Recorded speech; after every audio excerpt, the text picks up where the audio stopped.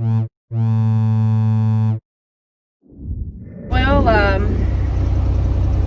we've had an interesting day after Christmas, moving into leaving. So we finally had everything we needed in the truck. Daniel had got it started so it would warm up for us, and came back to get me and Jax from the house, and I'm gonna let him explain what happened on the way back. So basically we were heading back to the truck, and Bambi, this is the best way I can explain it. Bambi decided he wanted to play chicken with my wife's car. My baby. And now her car is going to have to be towed. It might also be totaled. Could be told. Don't know yet. Got to hear back from the insurance and see what they say. Yeah, so what happened, we were driving down 301 in Kenley, and there was a deer on the right side, kind of just in the grass. And so Daniel figured he'd just kind of go toward the median and try not to scare him, into driving or running right into us. But what we did not see, and saw too late, was there is another deer standing in the left lane of our side of the road. So we thought we were going to be okay because he started to run to the left like he was going into the other side of traffic, which still's not great, but it means we wouldn't hit it. Then last minute it decided to run straight into the driver's side of my car. So Heather is torn up.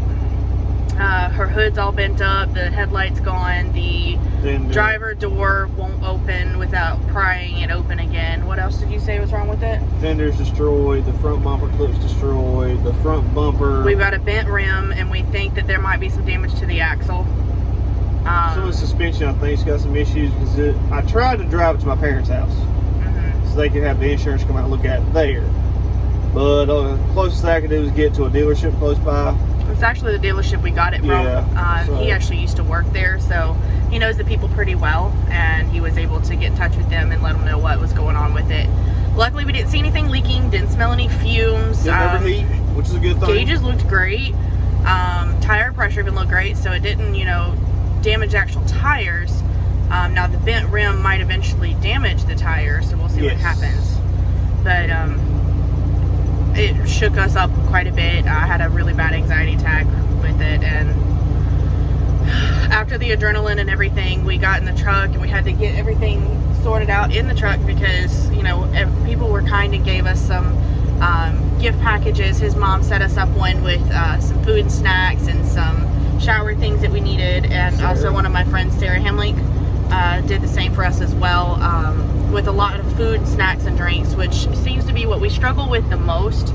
We're good for meals. Yeah, we're good for meals, but snacks are one of two things: either really expensive, actually I'll say one of three things: really expensive, really unhealthy, or non-existent.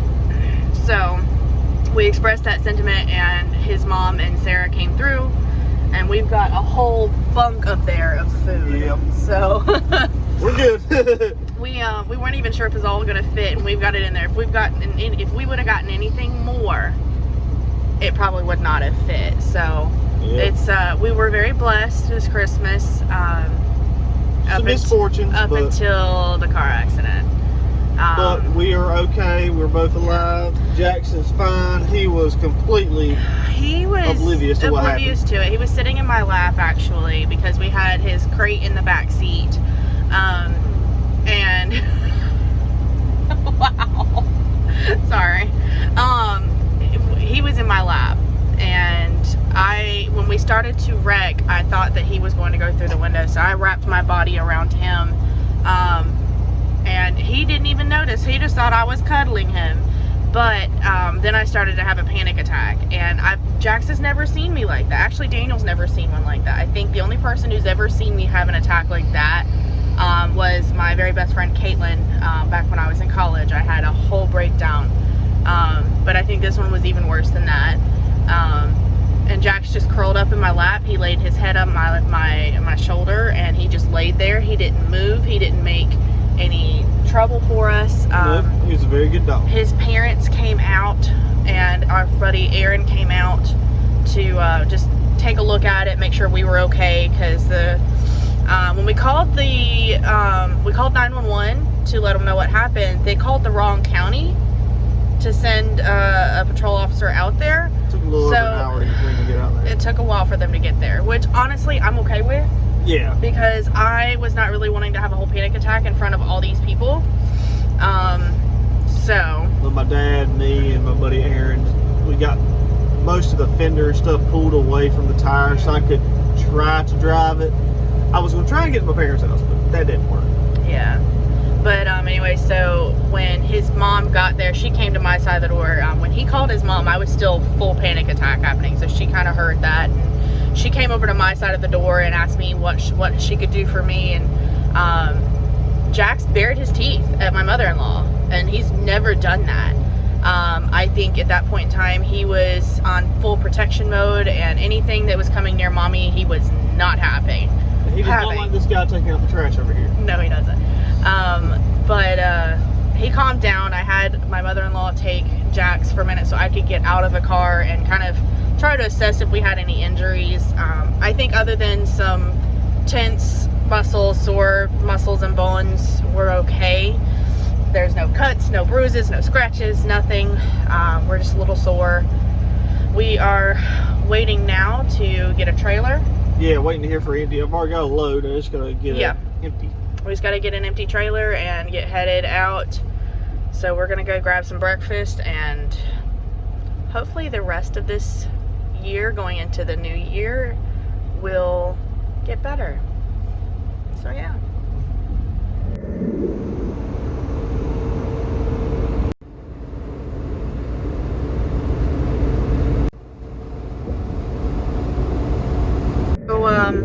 That did not go as planned. We got to this Walmart distribution center.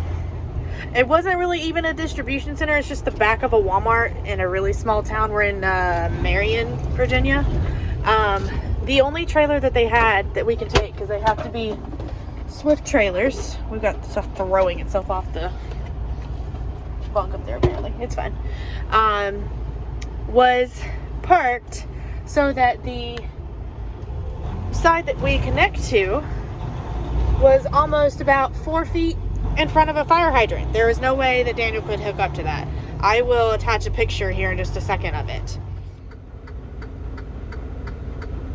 We are on our way to a truck stop to shut down for the day because we don't want to waste our clock waiting for them to figure out what we're doing.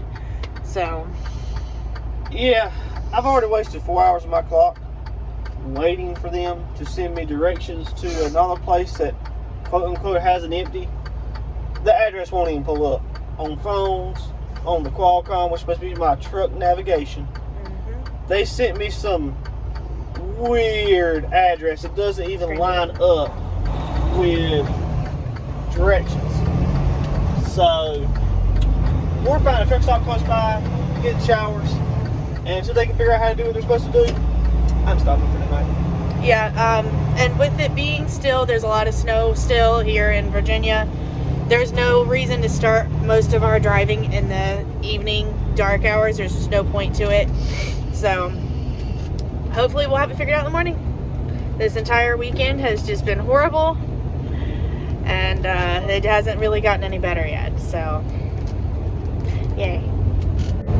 Morning, everybody. Morning. So we never did get that trailer with the fire hydrant parked in front of it. We ended up parking for the night, and they've given us the address to a different trailer in Greenville, Tennessee. Is that the John Deere place? I just want to say it's at a John Deere dealership. So we're gonna go and see where this trailer's at. Hopefully we can connect up to that and then wait for a load. Do you already have a load assigned? I think I do, but they have yet to dispatch it. So okay, all right. They'll probably wait for me to have a trailer. So that's what we're up to today. Yeah, we spent the last 400 miles trying to find a trailer. Yeah, not been fun.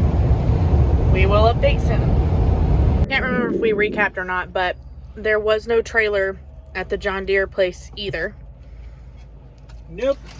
So, I went and took a nap. So, because of the wreck that we were in, my back has been really hurting again. Right after it just started getting better. But, Daniel was able to find a trailer. And, we are completely loaded now. They loaded us in what, like... maybe 20 minutes? Yeah. I'm surprised. This is the fastest live load I've ever had. It was just long enough for me to warm up the pizza we had last night and eat. And before we were even done eating, they gave us the green light to go ahead and get on out and get on our way. So, we are going to go to our fuel stop tonight and take a rest there. And then this is going to, what was the name? Gas City, Indiana. Gas City. Interesting name. But yeah, so we're going up to Indiana. Hopefully the weather's all right. There's going to probably be some tough snowy conditions though. So I'll be glad when winter's over. Yeah. All right, we'll check back later. Great view right here. Side of the mountain, got the river running right here. About 25 miles from Kentucky. So the river to the left of us feeds the Kentucky River. All right, so Daniel is in the truck stop right now grabbing a shower.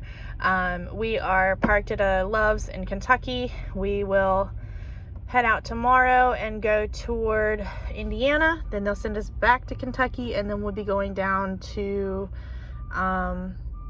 or like over to Virginia. So that's where we're at. And you guys have a great night. Our next video will be heading into the new year. So hopefully this next year brings some better things. Good night, y'all.